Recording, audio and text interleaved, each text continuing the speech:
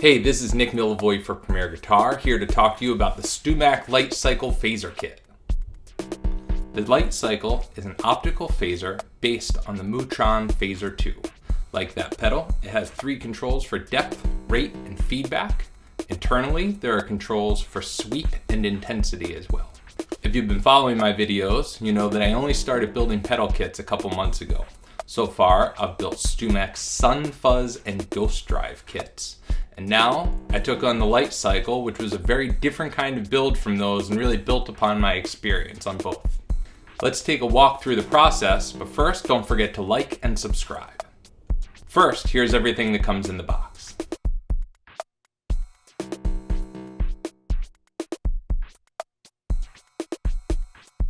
Like all StewMac's kits, the Lightcycle kit is organized and well packed.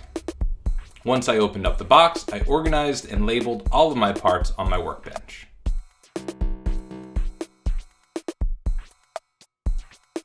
The first big difference I encountered between the Lightcycle and other kits is that the instructions suggested mounting the resistors upright since the circuit board on the Lightcycle is so dense. I've seen this before on other pedals, but this was the first time that I've had to build a pedal this way. Moving ahead though, nothing was particularly more difficult for a while other than the proximity of the components to each other. After I installed all the resistors, everything else was stuff that I had done before: capacitors, transistors, IC chips. This was all stuff that I was comfortable with. Near the end though, it was time to install the photoresistors. In order to get those into place, I had to experiment with how everything was situated. There really isn't a lot of room in there, and all of the photoresistors are supposed to be equidistant to the flashing LED.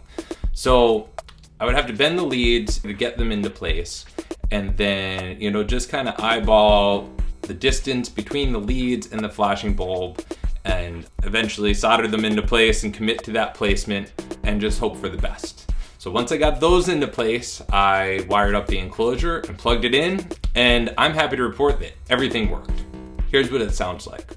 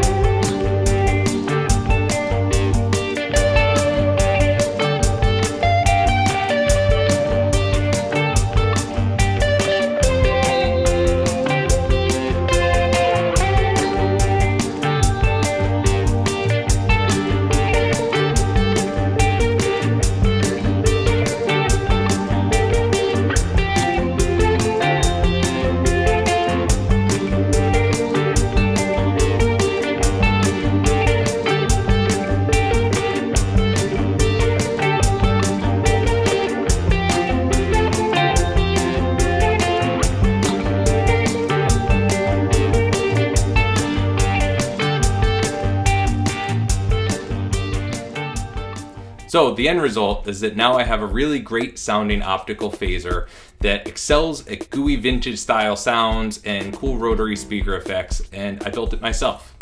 Overall, this kit was more complicated than my previous builds and posed some new challenges, and because of that, it did take me a lot longer.